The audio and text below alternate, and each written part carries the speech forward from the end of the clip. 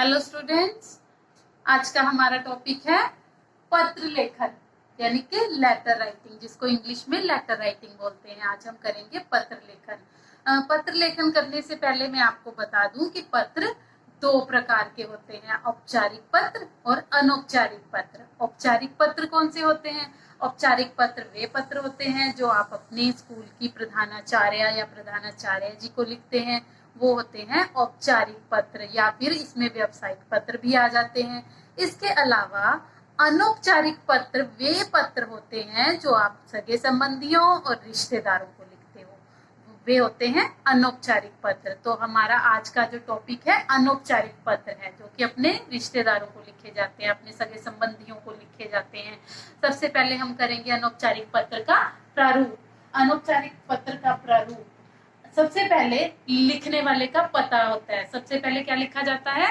पता, अपना पता। लिखने वाला अपना पता लिखता है। सबसे पहले जो पत्र लिख रहा है वह अपना पता लिखेगा। उसके बाद दिनांक लिखा जाता है, जो आज का दिनांक तिथि है।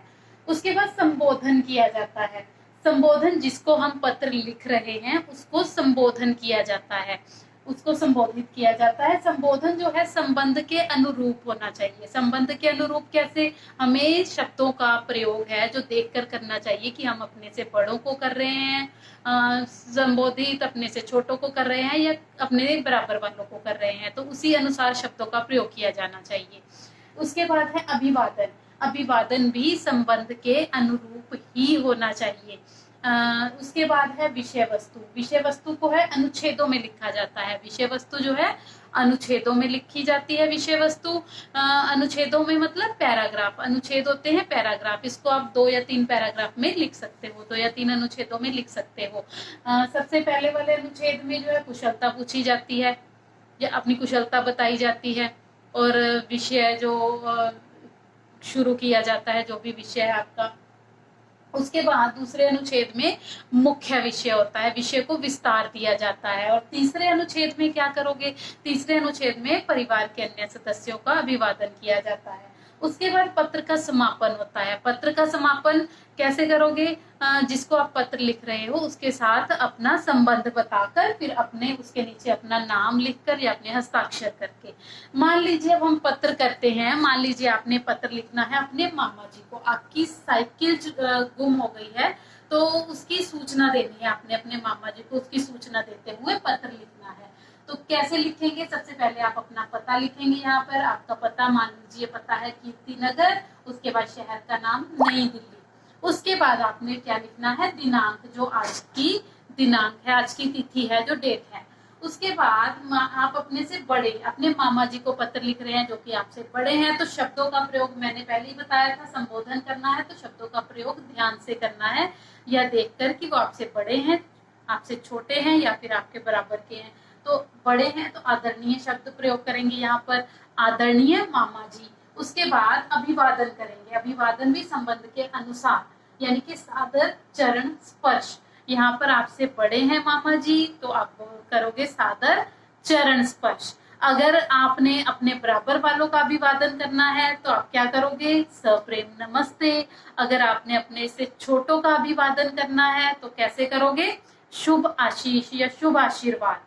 तो इन शब्दों से करोगे। उसके बाद आप जो है लिखना शुरू करोगे पत्र का। सबसे पहले जो मुख्य विषय शुरू करने से पहले आप अपनी कुशलता बताओगे मामा जी को और उनकी कुशलता पूछोगे। जैसे कुशलता पूछना व बताना, आप बताओगे कि मैं यहाँ पर कुशल मंगल हूँ, आशा करता हूँ कि आप भी स्वस्थ होंगे, और आप अपना जो पत्र लिखने का जो विषय है वो बताओगे अपने मामा जी को। उसके बाद नेक्स्ट जो है दूसरे पैराग्राफ में, दूसरे अनुच्छेद में आप विषय को विस्तार दोगे। जिस विषय को लेकर आपने पत्र लिखा है उस विषय को विस्तार से मामा जी को बताओगे। मान लीजिए जैसे आप साइकिल खोने की सूचना दे रहे हैं, तो साइकिल खोने की सूचना देनी है आपने। साइकिल खो जाने पर दुख व्यक्त करना है, साइकिल कैसे खो गई, कैसे गुम हुई, आपने कहाँ पर खड़ी की हुई थी, ये सारा कुछ पूरी डिटेल में यानी विस्तार से बता देना है।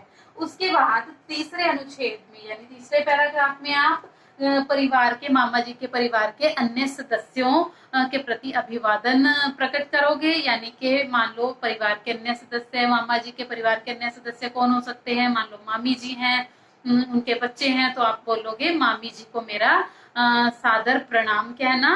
और मान लो उनके बच्चे हैं छोटे तो नेहा को प्यार, तो इस तरह के शब्दों का प्रयोग कर सकते हो आप। इसके बाद आपका जो है समापन करना है। पत्र का समापन कैसे करेंगे आप? समापन में आप अपना जो संबंध है, भेजने वाले जिसको आप पत्र लिख रहे हो, भेज रहे हो, उसके साथ अपने संबंध लिखकर, संबंध बताकर उसके नेक्स्ट लाइन में आपने अपना नाम लिख देना है या फिर हस्ताक्षर करने हैं। जैसे आप अपने मामा जी को लिख रहे हो तो रिश्ता क्या हुआ आपका, क्या संबंध हुआ, आप क्या लिखोगे? आपका भांजा या फिर आपकी भांजी। उससे अगली लाइन में लिखोगे अपना नाम या अपने हस्ताक्षर करोगे। तो इसी के साथ आपको पत्र लेखन अच्छी तरह से समझ आ गया होगा, औपचारिक पत्र अच्छी तरह से समझ आ गया होगा। अब आपने इसकी प्रैक्टिस करनी है, इसको लिख के देखना है। धन्यवाद।